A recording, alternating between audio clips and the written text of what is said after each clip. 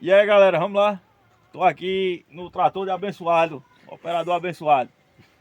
Aí deu problema no ventilador lá dentro da cabine. Aí estamos fazendo aqui a substituição, trocando o ventilador pelo um paralelo. Aí tem que fazer um recurso técnico aqui, uma famosa gambiarra. Mas não é gambiarra não, é recurso técnico. Aqui é a substituição. E aí, como é que a gente faz? É assim, nós desenrola mesmo o negócio. Vamos lá, abençoado Jesus. Trabalhar?